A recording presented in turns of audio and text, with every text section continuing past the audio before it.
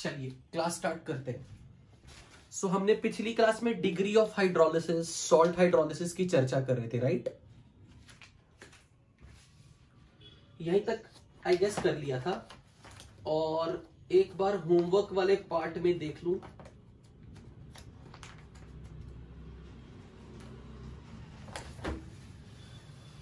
कुछ डिस्कशन के लिए अपना पेंडिंग तो नहीं था शायद। एक्सरसाइज आयनिक इक्विलिब्रियम के एडवांस लेवल में पार्ट 1 में एक्सरसाइज 1 पार्ट 1 में सेक्शन ए हमने डिस्कस कर लिया था, राइट? सेक्शन बी और सी होमवर्क में दिए हुए थे, I hope. Okay, B1 B2 में क्या कह रहे हो, कौन सा? B1। So exercise 1 part 1 B1।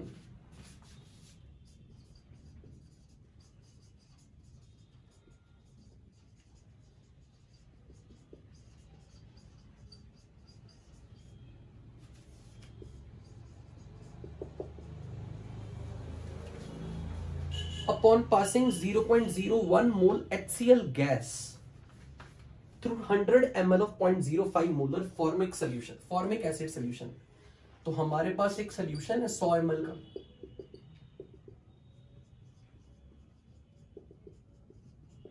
और इसकी मोलैरिटी आपको दी हुई है फॉर्मिक एसिड की, दैट इज 0.05 मोलर। तो हमें फॉर्मिक एसिड की रिस्पेक्ट में अगर मोलैरिटी पता है तो उसके मोल्स भी मिल जाएंगे। तो molarity into volume which is 0.05 into 0.1, क्योंकि वॉल्यूम को ml में लीटर में कन्वर्ट कर दें तो इतने मोल्स है फॉर्मिक एसिड के। अब इसमें क्या मिलाया? इसमें मिलाया 0.01 मोल HCl। तो इसमें HCl के 0.01 मोल मिला दिए गए, ठीक है? तो अब आपसे पूछा है calculate the change in pH and concentration of format ion. तो पहले हमें यह पता होना चाहिए कि अगर HCl नहीं मिलाया तो सिर्फ फॉर्मिक एसिड के क्वेश्चन में फॉर्मेट आयन की कंसंट्रेशन क्या थी और H+ की कंसंट्रेशन क्या थी। तो फॉर्मिक एसिड डिसोसिएट करके बना रहा है H positive and format ion. तो आप यहां से इसके लिए पीएच निकाल सकते हो, half pKa minus log C। पर ये क्वेश्चन लगाने से पहले मैं इसका अल्फा वैल्यू चेक कर लेता हूं, क्या ये 0.1 से कम आ रहा है या नहीं। और इसकी Ka वैल्यू हमें दी हुई है, that is 1.8 into 10⁻⁻⁴ upon concentration of formic acid is 0.05। तो यहां से आपको ये अल्फा वैल्यू ये मिल जाएगी 9/25, यानी कि 3/5 into 10⁻² 10⁻⁻1 0.06 which is less than 0.1। तो हम इस इक्वेशन को लगा सकते हैं। तो फॉर्मिक एसिड में जब तक HCl नहीं है तो इसकी initial pH, initial half pKa minus log 1.8 into 10⁻⁻⁴ minus log इसकी कंसेंट्रेशन 5 इंटू 10⁻²। तो ये बन जाएगा half into 4 minus log 1.8 minus log 5 into 10⁻², that is 2 minus log 5। तो लॉग 1.8 इज 0.26 माइनस 2 प्लस 0.7। यहां से इसकी पीएच आ जाएगी, कितनी आएगी यहां से pH? Has anybody calculated? Check करके देखो कितनी आ रही पीएच यहां से इनिशियली, जब तक हमने HCl नहीं मिलाया। तो 4 + 2 6 minus 0.8 0.96 5.04/2 which is 2.5। 2.52, this is the pH initially. अब हमने इसमें HCl मिला दिया, तो HCl मिलाने के बाद अब ये क्वेश्चन हो गया weak acid plus strong acid का मिक्सचर।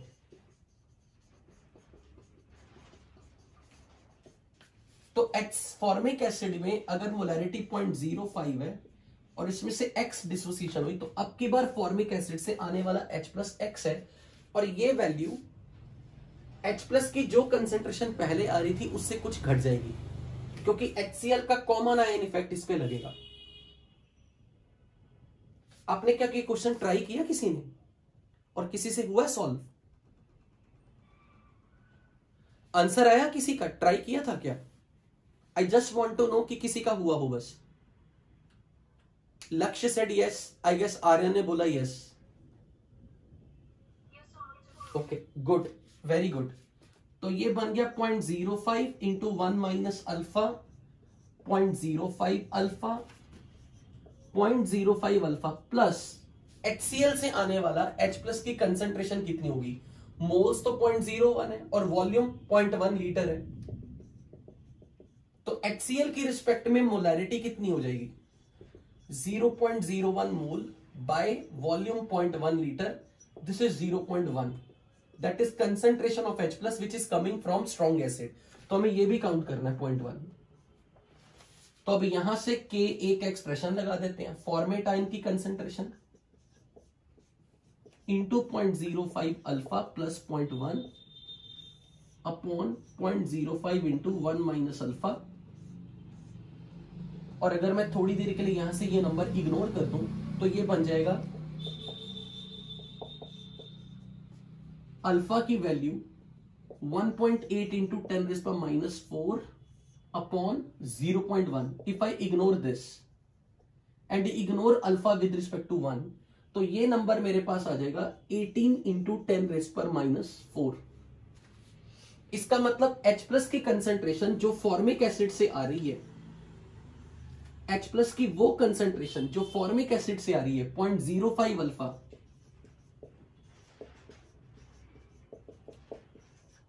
ये नंबर तो काफी छोटा हो गया, ये बन जाएगा 90 इंटू 10⁻⁻⁶ विच इज 9 इंटू 10⁻⁵। तो फॉर्मिक एसिड से आने वाला H प्लस HCl से आने वाले H प्लस से तो बहुत छोटा है। This is much less than H plus concentration coming from HCl which is 0.1, क्योंकि HCl से आने वाला H प्लस 0.1 है, लेकिन फॉर्मिक एसिड से आने वाले H प्लस की कंसेंट्रेशन 0.05 अल्फा है। और अगर मैं अल्फा की वैल्यू 9 इंटू 10 ये जो हमने निकाली है 18 इंटू 10⁻⁴, इसको मैं 0.05 से मल्टीप्लाई कर दूं, तो ये H प्लस की वो कंसेंट्रेशन है जो एसिटिक फॉर्मिक एसिड से आ रही है, which is clearly much less than that concentration of H plus जो HCl से आ रहा है 0.1। तो इसका मतलब सोल्यूशन में सारी की सारी pH HCl से आने वाला H प्लस कंट्रोल करेगा। तो अब तो ये क्वेश्चन बन गया pH is minus log of H plus, और H प्लस का source is only strong acid which is HCl which is 1। तो चेंज इन pH कितना आ जाएगा? Change in the value of pH is 2.52 minus 1 which is 1.52, और concentration of format ion which is 0.05 alpha. Alpha तो आप निकाल चुके हो 18 into 10⁻⁻⁴। तो HCO माइनस की कंसेंट्रेशन क्या बन जाएगी? 0.05 times alpha which is 18 into 10⁻⁴ into 5 into 10⁻⁻2 which is 9 into 10⁻⁵। Is that clear? जिसने भी ये सवाल पूछा था उसको क्लियर है? किसी और को इस क्वेश्चन के रिगार्डिंग कोई doubt? Okay, B2 C1 section D हमने शायद डिस्कस कर लिया था। पार्ट 2 में सेक्शन बी में से B1 B2 B3 B1 B3 B3? Okay. Can I erase this?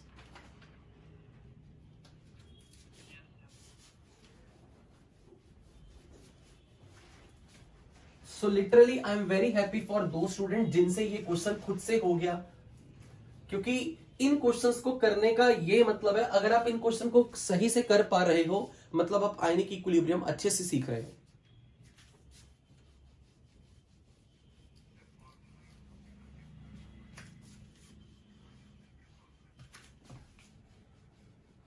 मतलब मैं समझा नहीं, क्या कह रहे हो?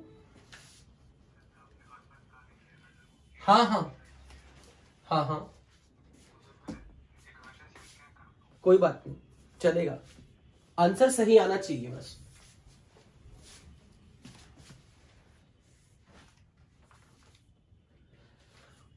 सो एक्सरसाइज 1 पार्ट 2 में सवाल नंबर B3,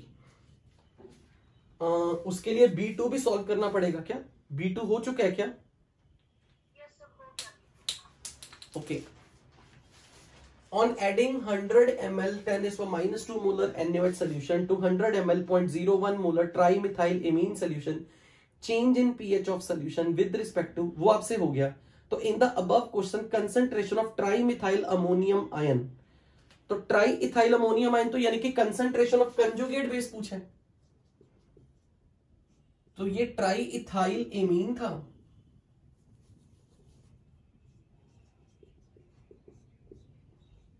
ट्राईइथाइल एमीन वाटर में ट्राईइथाइल अमोनियम आयन बनेगा, ये H+ गेन करेगा और OH- जनरेट होगा। इसकी concentration after mixing the solution ये आपके पास आ गई होगी 100 ml volume into molarity by total volume after mixing is 200 ml, तो इसकी कंसंट्रेशन हो गई थी 0.005। तो 5 इंटू 10⁻³ माइनस x, और ये x और ये x by 5 into 10⁻³ is alpha, तो ये बन जाएगा 5 into 10⁻³ into 1 minus alpha, 5 into 10⁻³ alpha, 5 into 10⁻³ alpha. Section B में आपने OH- की कंसंट्रेशन निकाली होगी B2 वाले सवाल में, पीएच निकालने के लिए कोई बता सकता है ये OH- की ओवरऑल कंसंट्रेशन कितनी काउंट हुई थी हमारे सोल्यूशन में? अगर B2 आपने सॉल्व किया है तो आपने OH- की कंसंट्रेशन निकाली होगी। Can someone tell? OH- की कंसंट्रेशन स्ट्रॉन्ग बेस की भी काउंट करनी थी, प्लस करके टोटल NaOH से जो OH- आ रहा है वो भी ऐड करना था, और NaOH से जो OH- की कंसंट्रेशन आएगी वो 100 इंटू 10⁻² डिवाइड बाय 200, तो वो भी 5 इंटू 10⁻³ आ रही है। तो मुझे लगता है कि OH- का मेन सोर्स तो NaOH ही हो गया होगा। कैसा था? जब आपने ये सॉल्व किया होगा पहले सवाल में अल्फा की वैल्यू कुछ तो निकाली होगी B2 में, कितनी आई थी वैल्यू तो बताओ मुझे, अल्फा की वैल्यू क्या आई थी? तो 8 इंटू 10⁻², और ये इंटू x कर दो, ये कंसंट्रेशन OH- की है जो कि ट्राईइथाइलेमीन से आ रही है, और जितना ये आ रहा है उतना ही तो ये ट्राईइथाइल अमोनियम आयन की कंसंट्रेशन भी तो इसके बराबर है। तो आपको अल्फा की वैल्यू अगर मालूम है तो जस्ट मल्टीप्लाई तो करना है, यही तो हमें इसकी कंसंट्रेशन पूछी है। तो क्या आपने, जिसका भी ये डाउट है, जिस भी स्टूडेंट का ये डाउट था, क्या उसने ये अल्फा वैल्यू B2 में निकाली थी? तो उसको अल्फा को यहां पुट करो, C alpha concentration of weak base in the solution after mixing into उसका अल्फा कर दो, आंसर आ जाना चाहिए।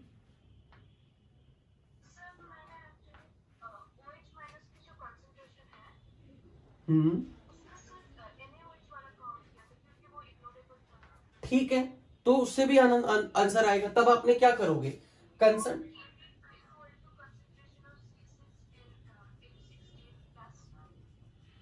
इसका concentration into concentration of OH- upon concentration of triethyl amine, ये Kb है। ये वैल्यू नंबर अल्फा इग्नोरेबल अगर है तो ये नंबर 5 इंटू 10⁻³ हो गया। OH माइनस की कंसेंट्रेशन आपने निकाल ली होगी, कितनी आ रही है मेन, यहां से इसकी कंसेंट्रेशन निकल जाएगी क्योंकि Kb मालूम है। तो Kb की वैल्यू 6.4 इंटू 10⁻⁵ है। Can you tell me OH minus की कंसेंट्रेशन कितनी आई थी? आई गेस 5 इंटू 10⁻³ आ रही होगी, क्योंकि ये अल्फा काफी छोटा आ रहा होगा, ये प्रोडक्ट बहुत छोटी आ रही होगी। तो ये नंबर 5 इंटू 10⁻³ हो गया। फिर तो ये कट के, मतलब सॉरी, ये नंबर कट के Kb के बराबर ही तो आ जाएगा। तो कंजुगेट एसिड की कंसेंट्रेशन इज Kb। तो ये डाउट था, इसमें डाउट क्या था? ये तो कुछ भी नहीं था क्वेश्चन।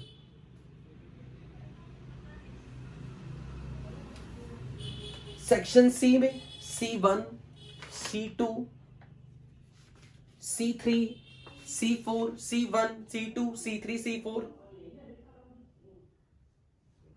सेक्शन डी में D1, अरे क्या बोले, मुझे बिल्कुल नहीं समझा। अच्छा हो गया था ना, हाँ वो हमने कर लिया था सवाल D1। एक्सरसाइज 2 पार्ट 1 में क्वेश्चन नंबर 1 दिया होगा। एक्सरसाइज 2 पार्ट 1 में क्वेश्चन नंबर 1 हो गया। ओके, पार्ट 2 में क्वेश्चन नंबर 1 हम डिस्कस कर चुके हैं। पार्ट 2 में क्वेश्चन नंबर 2, 3, 4, 2, 3, 4 हमने कर लिया था डिस्कस। तो मैं पार्ट 2 में 1, 2, 3, 4 मान लू डन। ओके, पार्ट 3 में क्वेश्चन नंबर 1 बी ऑप्शन बता दो। So exercise 3 part 1 question number 1, if Ka1 and Ka2 of H2SO4 are 10⁻² and Ka2 of H2SO4 is 10⁻⁶, यानी कि सल्फ्यूरिक एसिड को भी उसके दोनों Ka वैल्यूज गिवन है। इसका मतलब सल्फ्यूरिक एसिड के दोनों डिसोसिएशन पार्शियल डिसोसिएशन है। इसका मतलब sulphuric acid cannot behave like strong acid, तभी ये वैल्यूज मिली है। जबकि हमें पता कि वाटर में sulphuric acid is a strong acid. तो जब भी आप किसी सॉल्वेंट की एसिडिक स्ट्रेंथ को वाटर में चेक करते हो और वाटर बहुत ज्यादा वीक एसिड है, तो उसके रिस्पेक्ट में sulphuric acid is so strong कि सल्फ्यूरिक एसिड का डिग्री ऑफ डिसोसिएशन पानी में 1 आता है, यानी कि सल्फ्यूरिक एसिड वाटर में फुली डिसोसिएट कर जाएगा। जितने भी स्ट्रॉन्ग एसिड है, HNO3, HCl, HBr, HI, इन सबको वाटर में जब हम कंपेयर करते हैं तो वाटर में they dissociate completely into their ions. पर अब हमें मालूम है कि जब सल्फ्यूरिक एसिड को अगर मैंने किसी एसिड के रिस्पेक्ट में कंपेयर किया, मैंने कोई सॉल्वेंट एसिड ले लिया, वाटर नहीं लिया, तो एसिड के रिस्पेक्ट में अब वो सल्फ्यूरिक एसिड मेरे लिए उतना स्ट्रॉन्ग एसिड नहीं है, क्योंकि मेरा रेफरेंस बदल गया। जैसे फॉर एग्जांपल मैं अगर आपसे ये पूछूं, आप ऐसे सोचना, मान लो किसी आपकी क्लास के बच्चे की नजरों में मैं बड़ा इंटेलिजेंट टीचर हूं, आपकी क्लास के बच्चों की नजरों में I am very intelligent teacher, तो मैं बोलूंगा कि क्योंकि बच्चे का लेवल इतना लो है, तो उसके रिस्पेक्ट में अगर मैं आ गया या मेरी जगह कोई और आ गया, उसको लगेगा सारे बड़े केमिस्ट्री के बड़े विद्वान हैं, सब लोग ही स्ट्रॉन्ग है, मैं तो कुछ भी नहीं हूं, मुझे तो कुछ नहीं आता। ये देखो टीचर लोग कितने इंटेलिजेंट सारे हैं, ये पता नहीं कैसे क्वेश्चन कर लेते एकदम से। लेकिन अगर मान लो मेरा कंपैरिजन उस बच्चे की नजरों से नहीं करना, किसी दूसरे केमिस्ट्री टीचर के कंपैरिजन में करना है, तो मेरा रेफरेंस केमिस्ट्री टीचर है। अब उसकी नजरों में मैं उतना स्ट्रॉन्ग, उतना इंटेलिजेंट पर्सन नहीं रहूंगा, क्योंकि मैं उसी की कैटेगरी का बंदा हूं। वो जान लेगा कि मैंने कहां पढ़ाते वक्त बच्चों को गोलमोल करके पढ़ा दिया, वो पकड़ लेगा, इसे अच्छे से कराओ। यानी कि एक नालायक के कंपैरिजन में अगर दो लोग इंटेलिजेंट आ गए ना, तो वो नालायक डिस्टिंग्विश नहीं कर सकता दो इंटेलिजेंट में से कौन ज्यादा इंटेलिजेंट है। पर अगर उस नालायक को रेफरेंस ना रख के मैं किसी इंटेलिजेंट बंदे को रेफरेंस रख दूं, तो वो उन दो इंटेलिजेंट्स में डिस्टिंग्विश कर पाएगा हु इज बेटर। तो रियलिटी में किसी एसिड की एसिडिक स्ट्रेंथ का कंपैरिजन करना हो ना, तो वाटर इज ए बहुत घटिया एसिड, क्योंकि वाटर का Ka वैल्यू इज 1.8 इंटू 10⁻16। तो वाटर का Ka इतना कम है कि वाटर में HCl डालो, HBr डालो, HI डालो, सल्फ्यूरिक एसिड डालो, water can not distinguish between the acidic strength of all these strong acids, क्योंकि all these strong acids dissociate to 100% extent in water। लेकिन अगर मेरा सॉल्वेंट खुद एक एसिड हो, भले वो वाटर की नजरों में वीक एसिड है, पर मेरा कोई ऐसा एसिड, मैंने एसिटिक एसिड को सॉल्वेंट ले लिया, तो अब एसिटिक एसिड में जितने भी ये एसिड है ना, H2SO4, HNO3, HClO4, ये सब 100% डिसोसिएट नहीं करते, सबका डिग्री ऑफ डिसोसिएशन अब 1 से कुछ कम होगा।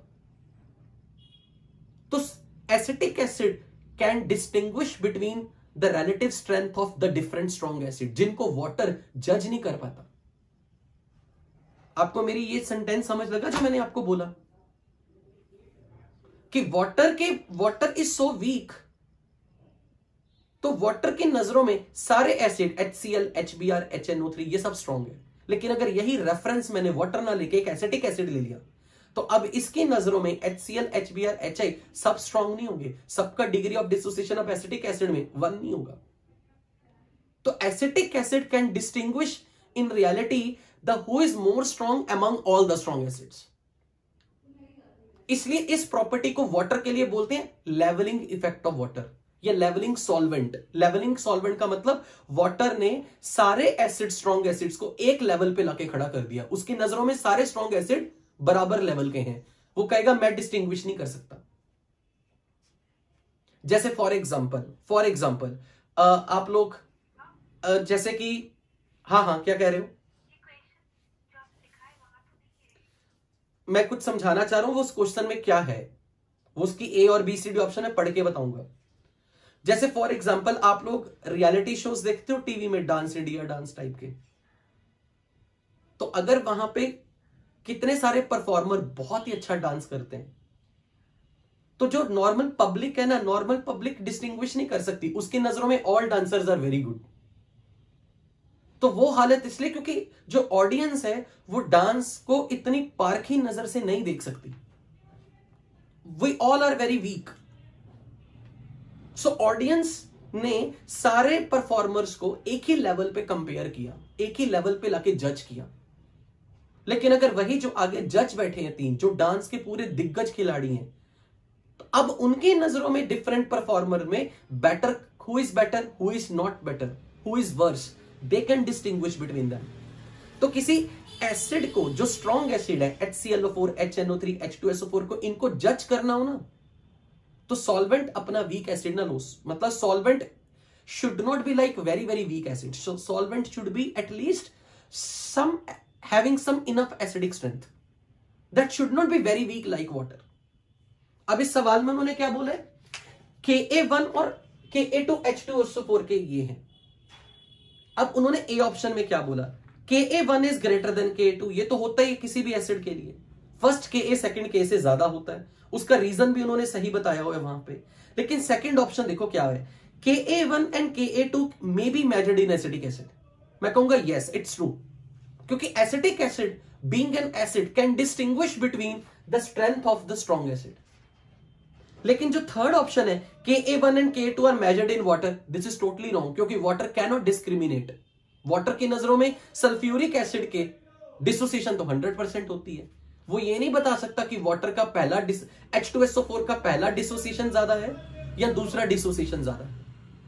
वाटर की नजरों में sulphuric acid is a strong acid, strong उसके लिए अल्फा 1 ही होगा उसका। तो हम वाटर के रिस्पेक्ट में तो सल्फ्यूरिक एसिड के Ka1 Ka2 डिफाइन ही नहीं कर सकते। Now the D option, H+ ion concentration of 0.01 sulphuric acid is less than 0.02। अब सल्फ्यूरिक एसिड की कंसंट्रेशन अगर 0.01 है और आप इसे कह रहे हो कि ये पूरा डिसोसिएट कर गया, तो रियलिटी में तो मैं ये कहूंगा कि रियलिटी में ऐसा नहीं होता। याद है हमने एक न्यूमेरिकल किया था जिसमें मैंने सल्फ्यूरिक एसिड का Ka2 डाटा दिया था। आई डोंट नो कि आपको रिमेंबर हो कि मैंने एक क्वेश्चन करवाया था सल्फ्यूरिक एसिड का, जिसमें मैंने आपको बोला था सल्फ्यूरिक एसिड का पहला डिसोसिएशन तो कंप्लीट होता है, ये 0.01 है तो ये 0.01 है, लेकिन अब HSO4 is a weak acid, it will dissociate partially.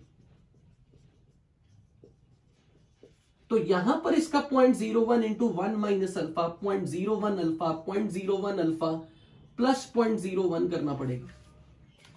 अब आप इसका अल्फा निकालोगे और ये अल्फा 1 नहीं होगा, और अगर ये अल्फा 1 नहीं है तो H प्लस की टोटल कंसेंट्रेशन 0.02 मोलर नहीं होगी, 0.02 मोलर से कुछ कम होगी। यानी कि अल्फा की वैल्यू 1 ना होने के कारण ये H प्लस की टोटल कंसेंट्रेशन 0.02 से कुछ कम होगी, भले वो थोड़ी कम होगी बट वो कंप्लीट 1 नहीं होगी। Is this question clear to you, जिसने भी पूछा था मेरे से? बिल्कुल, वाटर के पर हम पूरे केमिस्ट्री वाटर के रिस्पेक्ट में डिफाइन करते हैं, पर ऐसा नहीं है कि ये कंपलसरी है कि आपको वाटर ही लेना है। अगर आपने अपने सारे एसिड्स की स्ट्रेंथ का कंपैरिजन के लिए अपना रेफरेंस सॉल्वेंट ही बदल दिया तो हर एसिड्स का Ka बदल जाएगा। ठीक है, ओके। अब जिस गर्ल स्टूडेंट ने मेरे से अभी पूछा था कि सर ये जो आप पढ़ा रहे हो ये कहां से रिलेटेड है, क्या उस गर्ल स्टूडेंट को ये क्लियर है क्वेश्चन?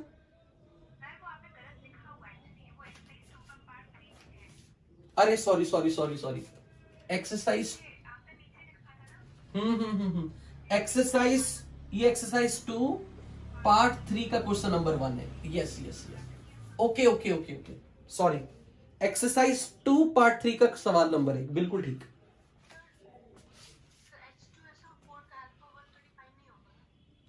लेकिन ये डिपेंड करता है कि हाँ, H2SO4 का अल्फा 1 तो 1 नहीं है, अल्फा तो डिफाइंड है, 1 है, मतलब 100% डिसोसिएशन है ये, क्योंकि जब अल्फा की वैल्यू 1 है तो वो डिफाइंड है, इसका मतलब।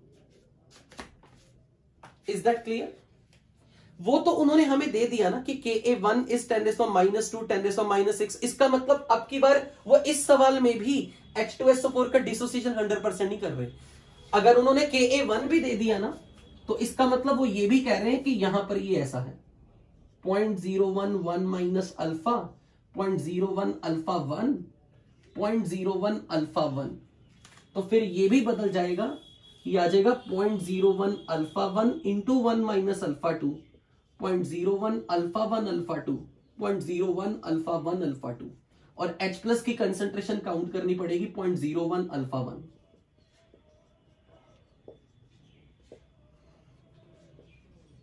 तो H प्लस की टोटल कंसेंट्रेशन हमें ये पूरा नंबर सॉल्व करके निकलेगी, तो हम यहां से ये बता पाएंगे कि H प्लस की कंसेंट्रेशन 0.02 तो नहीं है, उससे कुछ कम ही आएगी, क्योंकि अल्फा 1 की वैल्यू भी 100% अब नहीं आ रही,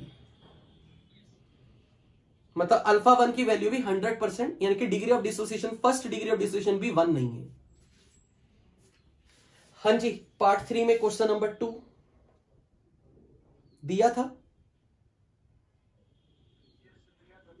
हो गया, good. Ka1 and Ka2 is measured in acetic acid, correct? A, B, D, answer ये बनना चाहिए। तो कंफ्यूज क्यों रहती है?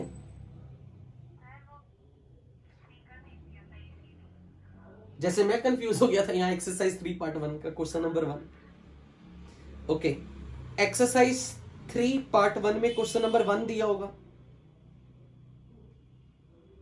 ओके, पार्ट 2 का तो हमारा क्वेश्चन नंबर 1 और 2 दोनों हमने कर लिए थे क्लास में। Done.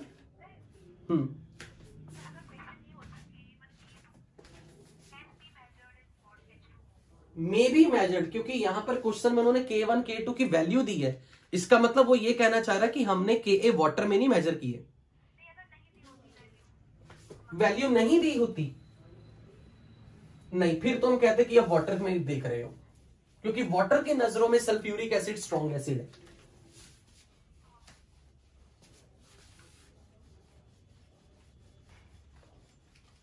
Okay, can I move to the topic?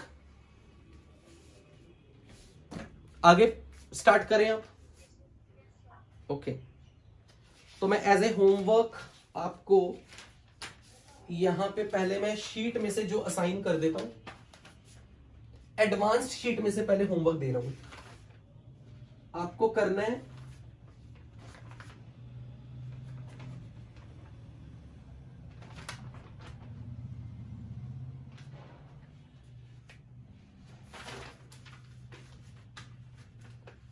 Section E from part 1 and part 2, exercise 1 part 1 part 2, section E.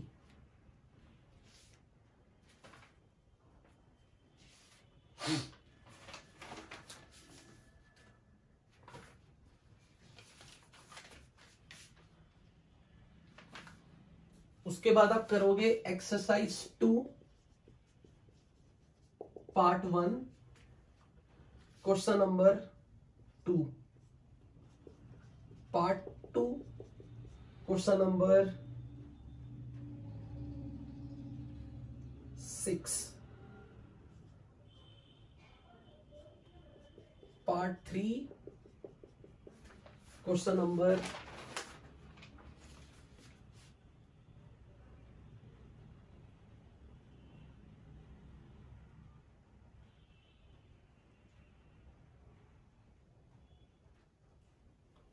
3, exercise 3 part 1 में से सवाल नंबर 3, 2, 3, 4। अच्छा मैं आपको ये बोल रहा था कि मैं कल एक्स्ट्रा क्लास लूंगा टेस्ट के बाद, जो कि मैं नहीं ले पाऊंगा। सुना आपने?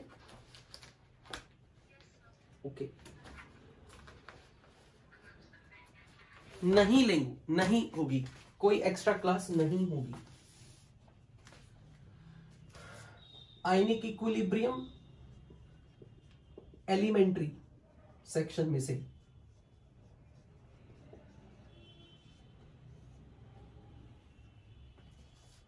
एक्सरसाइज 1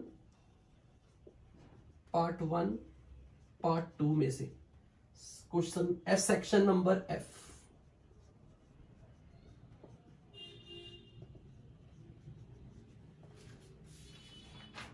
फिर पार्ट 2 में से exercise 1 part 1 part 2 section F,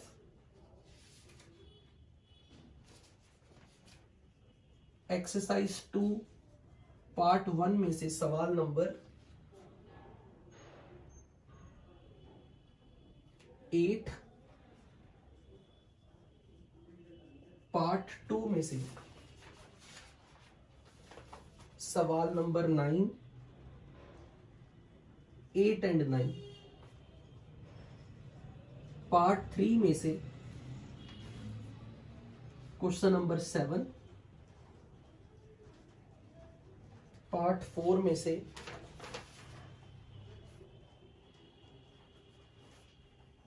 three and 4, exercise 3 part 1 question number 9 and 10, part 2 में से हम डिस्कस कर चुके हैं क्वेश्चन नंबर 1।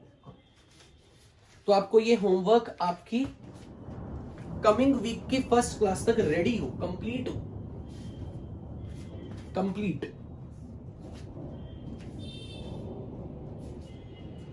होमवर्क नोट करो पहले अच्छे से।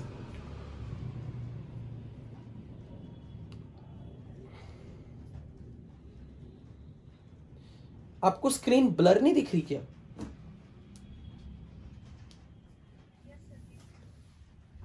तो आपने मुझे बताया क्यों नहीं?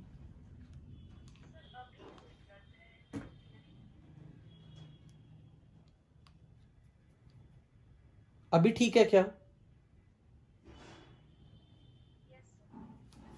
Okay, can I erase now?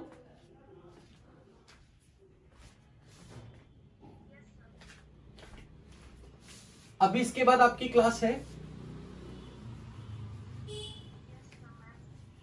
Okay.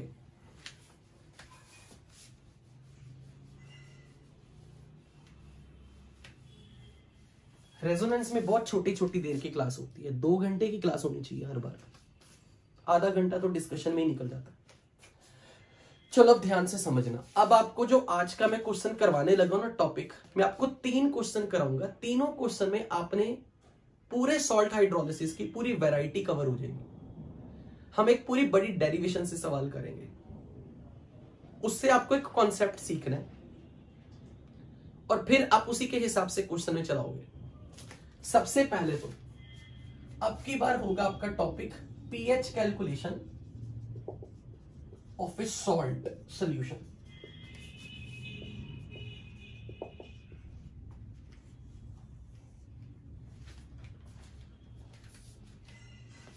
मान लो मैं आपके पास ना यहां पर एक फॉर्मूला शीट देने लगा हूं। पहले तो फॉर्मूला शीट अच्छे से याद रखनी है और वो न्यूमेरिकल कर करके फॉर्मूलाज माइंड में स्टोर करने। ये नहीं करना कि पहले फॉर्मूले याद किए फिर न्यूमेरिकल, नो, न्यूमेरिकल कर करके वो फॉर्मूला शीट आप अपने माइंड में रिटेन करोगे।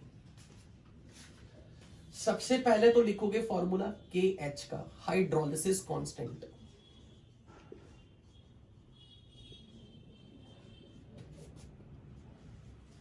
तो इसके 3 फॉर्मूले आपने ऐसे नोट करने कि KH is KW upon KA into KB, KH is KW upon KA into KB, KH is KW upon KA into KB। अब एक बार KB हटा देना, एक बार KA हटा देना। अब इसका डिसीजन कैसे लेना आपने इस फॉर्मूला को लगाने का? What is KH? Hydrolysis constant. आपने अपने सॉल्ट में सबसे पहले यह डिसाइड करना है क्या उसके अंदर पाए जाने वाले केटायन का हाइड्रोलिसिस होगा या एनायन का हाइड्रोलिसिस होगा। आपके सॉल्ट के अंदर केटायन एनायन में से हाइड्रोलिसिस किसका होगा? यदि एनायन का हाइड्रोलिसिस होगा, यदि एनायन का हाइड्रोलिसिस होगा तो एनायन वाटर में से क्या उठाएगा? H+। क्या बनेगा? एक वीक एसिड प्लस OH-। याद है ना पिछली क्लास में कुछ किया था? एनायन वाटर में से किसको उठाएगा? H+ को, तो एक वीक एसिड बनेगा और साथ में पीछे क्या रह जाएगा? OH-। यदि प्रोडक्ट में वीक एसिड बना तो इस फॉर्मूला में सिर्फ Ka रह जाएगा, Kb हट जाएगा। एनायन के हाइड्रोलिसिस में एक वीक एसिड बनता है, तो वीक एसिड अगर बना तो आपने Ka रख देना, Kb हटा देना। यदि केटायन का हाइड्रोलिसिस हो रहा है तो केटायन वाटर में से किसे उठाएगा? OH- को। क्या बनेगा? एक वीक बेस बनेगा, पीछे क्या रह जाएगा? H+। क्योंकि प्रोडक्ट में वीक बेस बनेगा तो ऐसे केस में Kb टर्म रह जाएगी, Ka टर्म चली जाएगी। और यदि किसी सॉल्ट के केटायन और एनायन दोनों का हाइड्रोलिसिस होगा तो दोनों में से कुछ भी नहीं जाएगा। क्या आपको मेरी ये सेंटेंस, मेरा वाक्य, ये शब्द समझ में लगे? यदि किसी सॉल्ट के केटायन का भी हाइड्रोलिसिस होता है और एनायन का भी हाइड्रोलिसिस होता है, उस केस में ये दोनों बनेंगे, फिर आप किसी को भी इग्नोर नहीं करोगे। तो आपने ये फॉर्मूला ऐसे रखना है KW upon Ka into KB। फिर आपने अपने माइंड से ये पूछना है हाइड्रोलिसिस किसका हो रहा है आपके सॉल्ट में, केटायन का या एनायन का। यदि एनायन का हाइड्रोलिसिस हो रहा है, A फॉर एनायन और एनायन का हाइड्रोलिसिस होगा तो Ka रह जाएगा, Kb चला जाएगा। और अगर केटायन का हाइड्रोलिसिस हो रहा है तो वीक बेस बन रहा है तो Kb रह जाएगा, Ka उड़ जाएगा। और यदि दोनों का हाइड्रोलिसिस हो रहा है तो दोनों रहेंगे। क्या ये बात आपको समझ लगी? फॉर एग्जाम्पल मैंने आपके सामने आपका सॉल्ट लिया CH3COONA। आप मुझे ये बताओ इसमें से किसका हाइड्रोलिसिस होगा, केटायन का या एनायन का या दोनों का? एनायन का ना।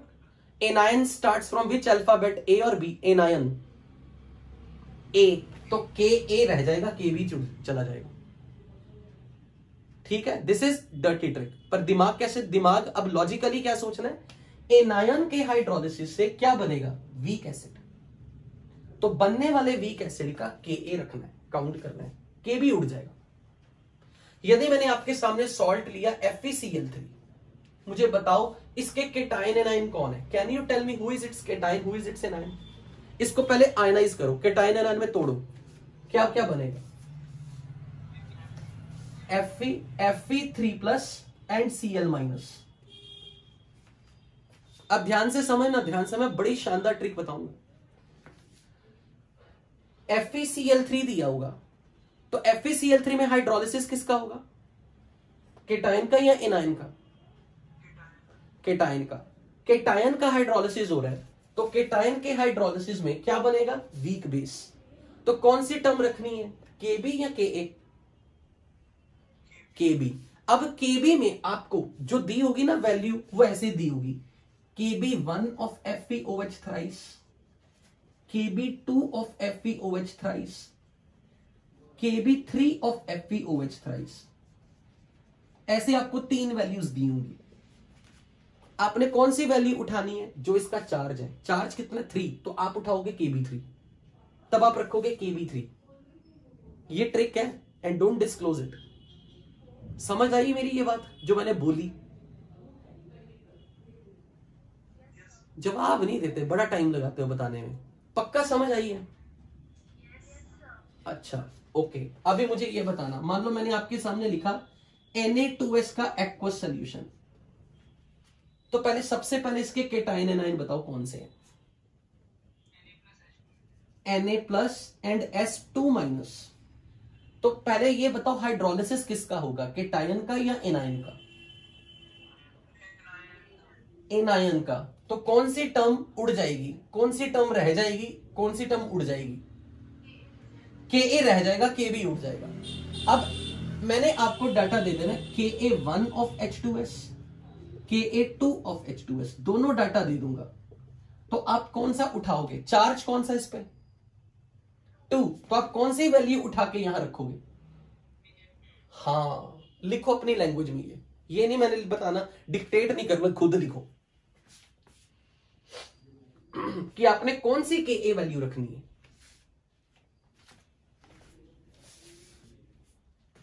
ऐसे लिखना कि सल्फाइड का हाइड्रोलिसिस होगा, क्वेश्चन में H2S के 2 Ka वैल्यूज गिवन होंगे, जो इसके ऊपर चार्ज दिख रहा होगा ना, हम वो वाला उठा लेंगे Ka। And please don't disclose this trick, नहीं तो कोई बोलेगा आपका टीचर बस आपको लड्डू बनाने सिखाता है।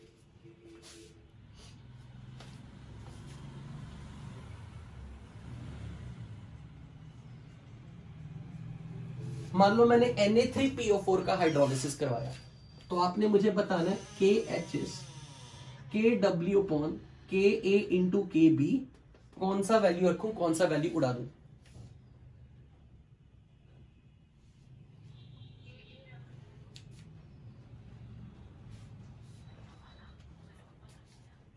Ka या Kb, Ka3, Kb उड़ा देना। तो फॉस्फेट का चार्ज -3 था, मैं Ka1 दूंगा H3PO4 का, Ka2 दूंगा और Ka3 दूंगा। तो आपने कौन सी वैल्यू रखनी है, Ka3। जस्ट ए मिनट बच्चों, 1 मिनट।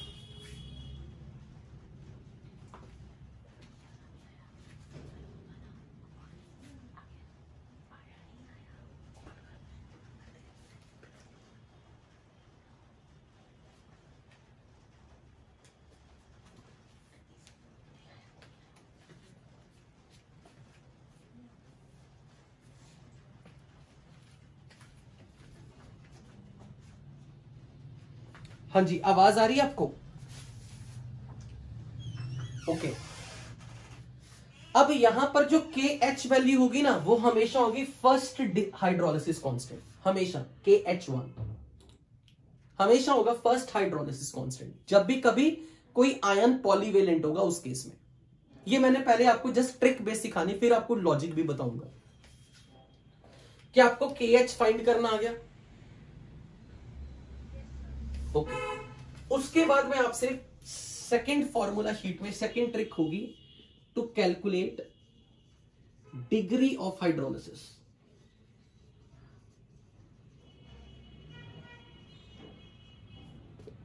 जिसका नाम होगा स्मॉल h। तो कैसे निकालना है ये value? KH upon concentration of the ion का square root.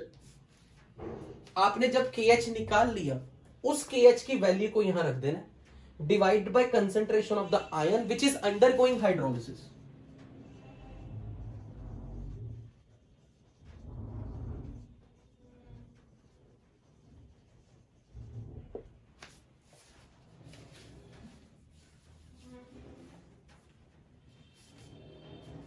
Again, third, pH is 7 plus half pKai plus log of concentration of the ion. pH is 7 minus half pKbi plus log of concentration of ion. pH is 7 plus half pKa minus pKb। pH निकालने के ये तीन फॉर्मूले use करने।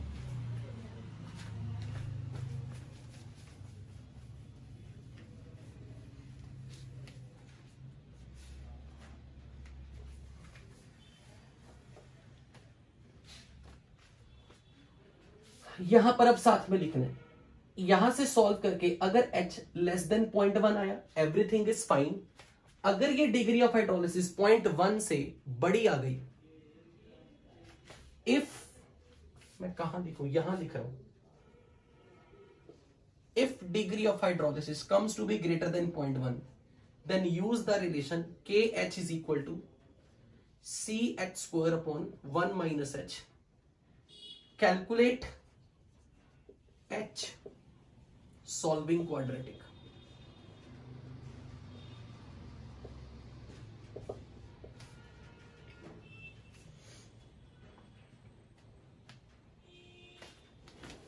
C is concentration। जल्दी से ये formula sheet पहले पूरी लिखो, फिर आगे बढ़ते हैं। कौन सा अच्छा विजिबल नहीं है।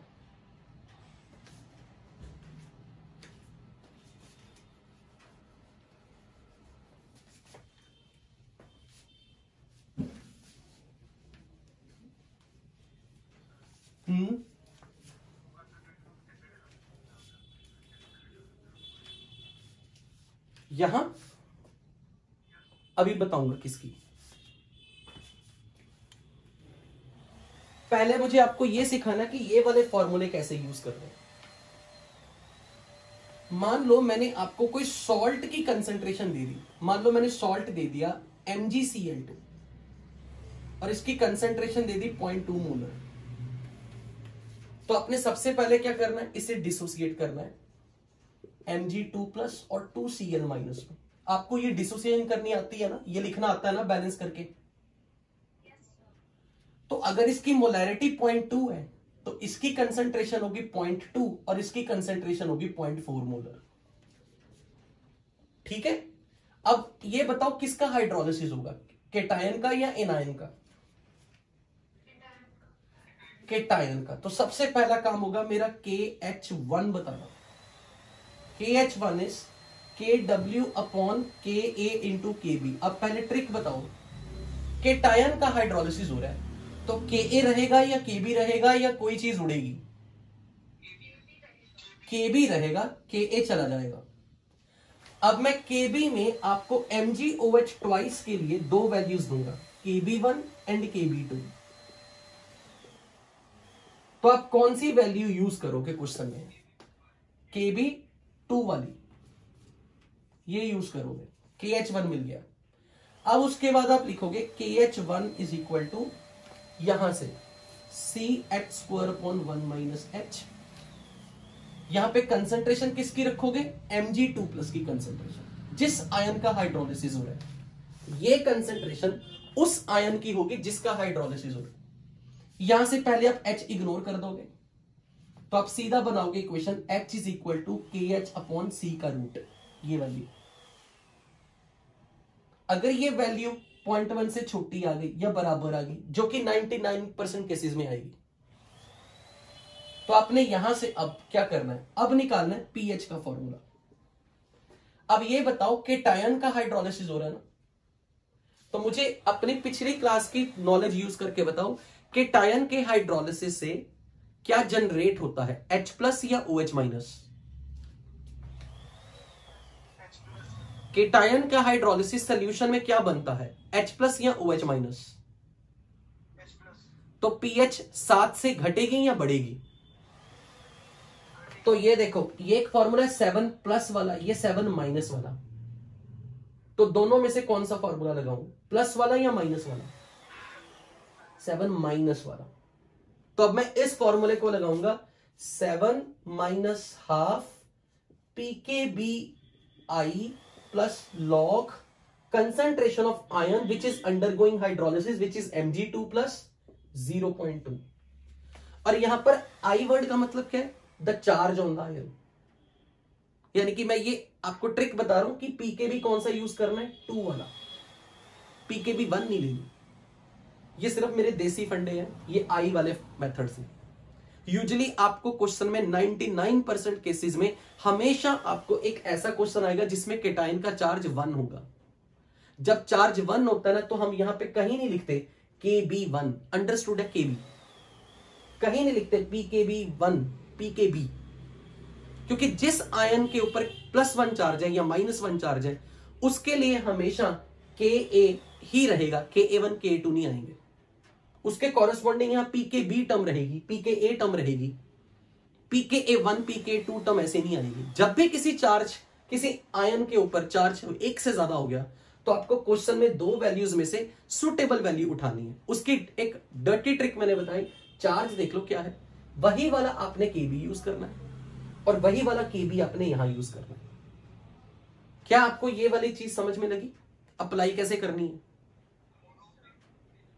हाँ, KH1 KH, अगर चार्ज 1 नहीं हुआ, अगर 1 नहीं हुआ फिर KH, बस, नो KH1 नो KH2। अच्छा, मान लो मैंने क्वेश्चन में ऐसे दे दिया 0.3 मोलर Na2S, तो सबसे पहले आपने सॉल्ट की मोलैरिटी से उसके आयंस की मोलैरिटी बनानी। तो Na2S डिसोसिएट करके क्या बनाएगा, 2Na+ एंड सल्फाइड। अगर इसकी मोलैरिटी 0.3 है तो बताओ ये कितना कितना बनेगा, Na+ की कंसेंट्रेशन 0.6 0.3। किसका हाइड्रोलिसिस होगा, केटायन का या एनायन का, सल्फाइड का। तो सबसे पहले मैं लिखूंगा KH1 is KW/KA into KB। अब डिसाइड करो जब एनायन का हाइड्रोलिसिस होगा, A फॉर एनायन, KB गायब होगा, पर KA कौन सा? अब मैं आपको डाटा दूंगा KA1 of H2S, KA2 of H2S, तो आपने उठाना है KA2 ऑफ H2S। फिर से ये क्वेश्चन लिख देनी, CH²/1 - H, पहले H इग्नोर करना है, यहां से H वैल्यू निकालनी है और लिख देना है KH/C का स्क्वायर रूट, पर कंसंट्रेशन किसकी पुट करनी है, जिस आयन का हाइड्रोलिसिस हो रहा है 0.3 मोलर। तो यहां पर कंसंट्रेशन किसकी है, C वैल्यू, जिस आयन का हाइड्रोलिसिस हो रहा है, S2- की कंसंट्रेशन, सॉल्ट की नहीं, उसके आयन की कंसंट्रेशन।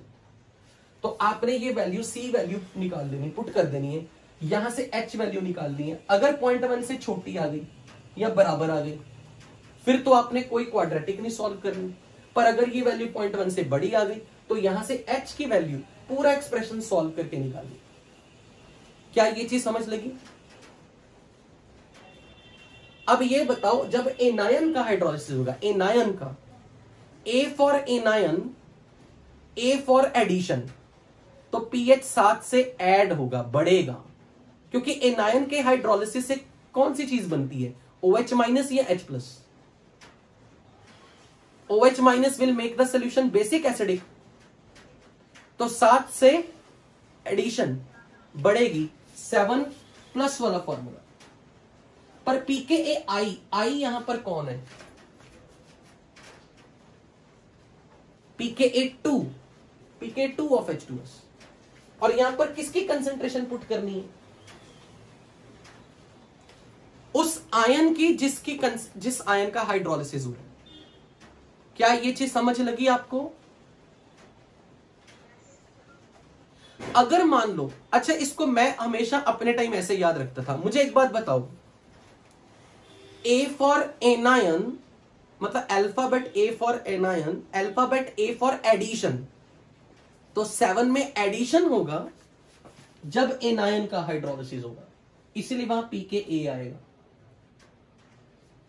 केटायन के हाइड्रोलिसिस से पीएच घटती है, उसको मैंने ऐसे रटा हुआ है, केटायन कट द पीएच, 7 से कम कर दो, लेस देन 7, तो 7 माइनस कब लगाना है?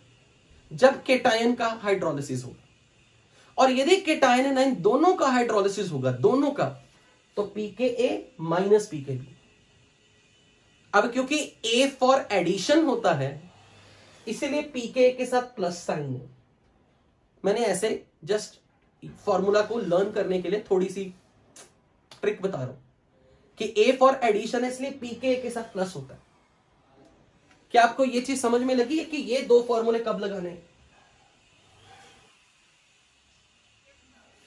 ये वाला फॉर्मूला कब लगाना है? जब किसका हाइड्रोलिसिस हो, केटायन का या एनायन का।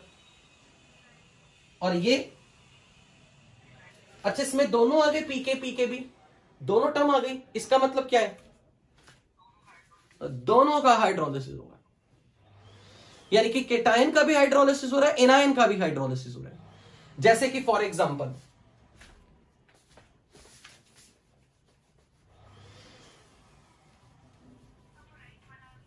ओके, मान लो मैंने आपके सामने एक रिएक्शन लिखी, ये सॉल्ट है हमारा CH3COONH4 0.2 मोलर।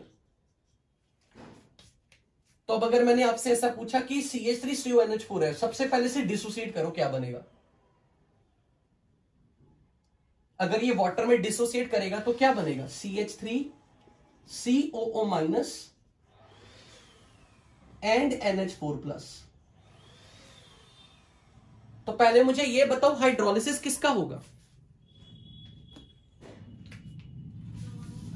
दोनों का हाइड्रोलिसिस होगा। जब दोनों का हाइड्रोलिसिस होगा तब हम ये लास्ट फॉर्मूला यूज करेंगे। अब हमें pKa भी क्वेश्चन में गिवन होगी, pKb भी गिवन होगी। समझ में आई ये चीज? अच्छा मुझे ये बताओ, एनायन का हाइड्रोलिसिस अगर होगा तो सॉल्यूशन में एनायन CH3CO- के हाइड्रोलिसिस से क्या बनेगा? CH3COO- के हाइड्रोलिसिस से क्या बनेगा? आपको इक्वेशन क्या बनेगी? CH3COH plus OH-। ये एक वीक एसिड है, तो इसका Ka गिवन होगा क्वेश्चन में। बनने वाले वीक एसिड का Ka क्वेश्चन में गिवन होगा, जो आप यहां रख रहे हो pKa में। इसका it's Ka is used in expression of calculation of pH। और क्योंकि अमोनियम आयन का भी हाइड्रोलिसिस होगा, तो क्या बनेगा? NH4OH plus H+। It's a weak base, तो इसका Kb is used in expression of calculation of pH।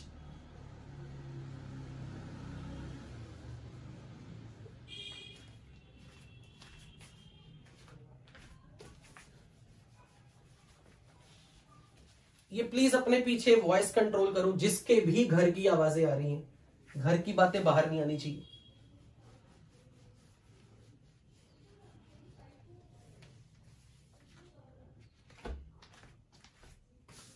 क्या आपको ये सारी ट्रिक्स बेस्ड अप्रोच पता लग गई क्वेश्चन में कैसे लगानी है?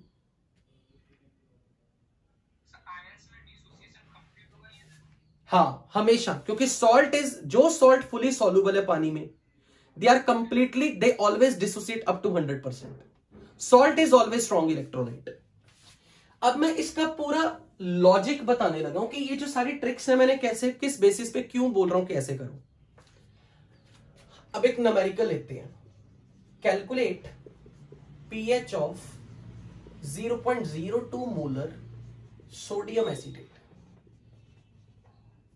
और आपको क्वेश्चन में गिवन है Ka of acetic acid is given to you 2 × 10⁻⁵. पहले तो मैं आपको ये बोल रहा हूं कि मैं पहले ट्रिक लगाऊंगा. सबसे पहले मैं ये क्वेश्चन में देखूंगा कि मुझे सॉल्ट दिया है, it's not acid, it's not base. Trick लगाने से पहले थॉट आनी चाहिए इसका रोल पानी में क्या है, क्या ये एसिड है या बेस है, ये सॉल्ट है. सबसे पहले थॉट आनी चाहिए identify nature of compound being added in water, being added in solution. If it's acidic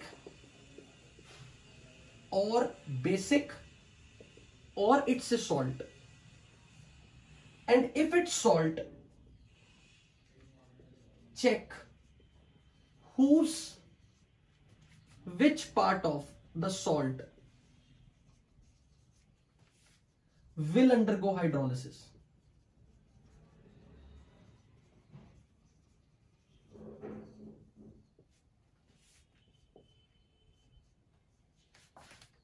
कोई भी तुम्हें ऐसे स्टेप बाय स्टेप नहीं लिखाएगा.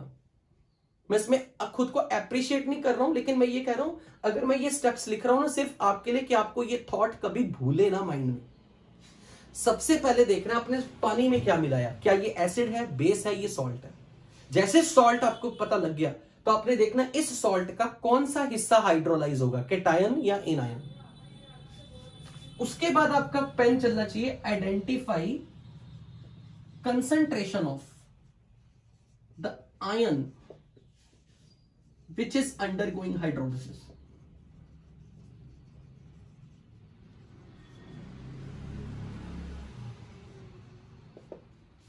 And then write equation for its hydrolysis.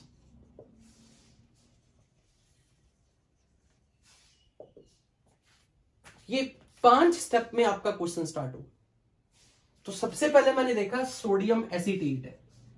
Sodium acetate पूरा डिसोसिएट होगा पहले पानी में, बनाएगा CH3COO- और Na+. और अगर इसकी मोलैरिटी 0.02 है तो ये पूरा खत्म होकर बनाएगा 0.02 मोलर, 0.02 मोलर. अब मैं देखूंगा किसका हाइड्रोलिसिस होगा. किसका होगा, एसीटेट का या सोडियम आयन का? ऑब्वियसली एसीटेट का. एनायन का हाइड्रोलिसिस हो रहा है तो मेरी ट्रिक उसी वक्त क्या लग जाएगी, KH = KW / KA × KB. कौन सी चीज हटा दो, KB हट गया. अब ये डिसाइड करो कि जो एसीटेट आयन है इसका चार्ज कितना है, क्या ये पॉलीवेलेंट आयन है, इट्स मोनोवेलेंट आयन. तो अब हमें कुछ नहीं लिखना, KA1 KA2 जो क्वेश्चन में दिया K वही यूज होगा. तो मुझे तुरंत पता लग गया KW is 10⁻14 / KA is 2 × 10⁻5. ये वैल्यू मिल गई 5 × 10⁻10.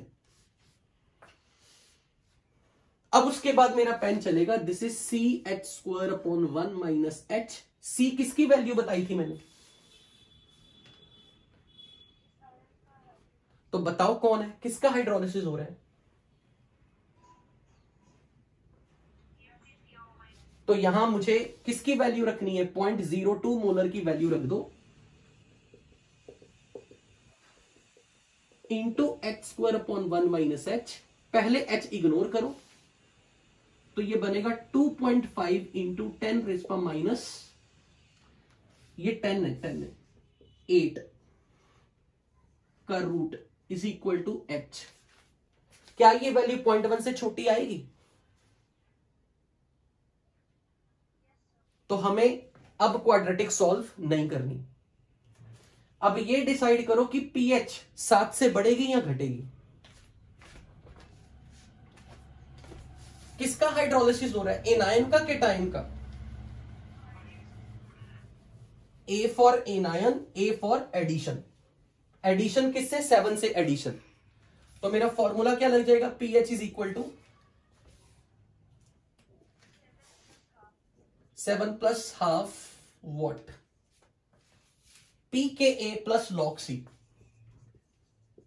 पर मुझे बताओ पी के ए कौन सा लेना, 1 2 3 कौन सा? 1 यहां पर है ही मोनोप्रोटिक एसिड, बनेगा ही ये मोनोप्रोटिक एसिड यहां पर। तो ये बनेगा क्या, 7 प्लस हाफ माइनस लॉग के A plus log c. Concentration किसकी पुट करनी है, concentration of ion undergoing hydrolysis. Which ion, acetate. Acetate का हाइड्रोलिसिस करना है तो एसीटेट की कंसंट्रेशन पुट करो, यहां से आपको पीएच वैल्यू मिल जाएगी। क्वेश्चन खत्म। पर ये आपने सब कुछ ट्रिक से किया जल्दी जल्दी। अगर मुझे इसे डिटेल में करना हो तो डिटेल में देखो कैसे करना है। सबसे पहले ये जो मैंने लिखे ना स्टेप्स, इसमें लास्ट स्टेप मैंने क्या लिखा है, write the equation for its hydrolysis. Whose hydrolysis, acetate ion. तो एसीटेट आयन का हाइड्रोलिसिस जब होगा तो रिएक्शन क्या बनेगी, CH3COOH प्लस OH माइनस। तो मान लो इसकी मोलर कंसेंट्रेशन है 0.02 क्वेश्चन में जो दी हुई है। तो इनिशियली 0 टाइम पे अगर ये 0.02 बना तो इक्विलिब्रियम आने तक ये कितना बनेगा, 0.02 minus x x x. What is x by 0.02, alpha. और उसी अल्फा का नाम अभी हमने इस टॉपिक में एक नया रख दिया, small h, degree of hydrolysis. Symbol बदला बस, मीनिंग वही है, डिग्री ऑफ हाइड्रोलिसिस। तो अब मैं ये वैल्यू रख दूंगा 0.02 माइनस 0.02h 0.02h 0.02h। अब मैं इस रिएक्शन के लिए इक्विलिब्रियम कांस्टेंट लिखूंगा KH, और KH will be written as concentration of this into concentration of this upon its concentration.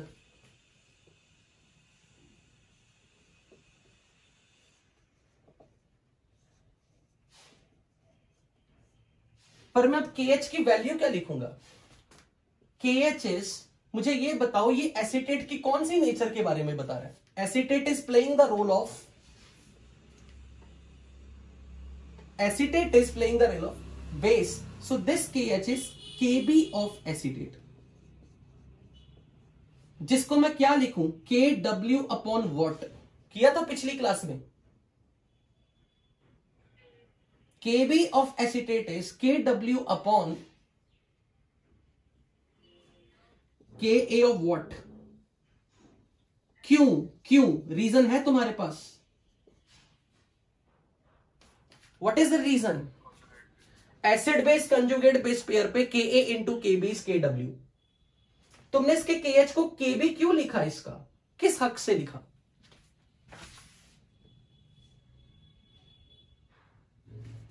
बताओ।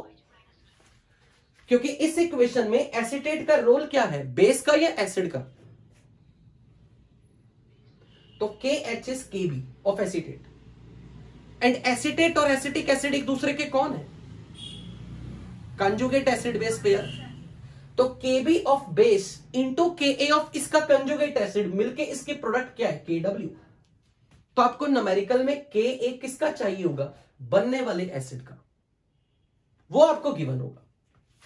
इसलिए मैंने आपको ऐसे रटवाया, KH is Kw upon Ka into Kb। Kb उड़ गया क्योंकि यहां पे कोई बेस स्ट्रॉन्ग बना ही नहीं,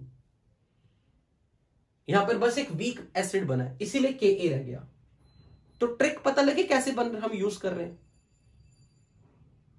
बताओ।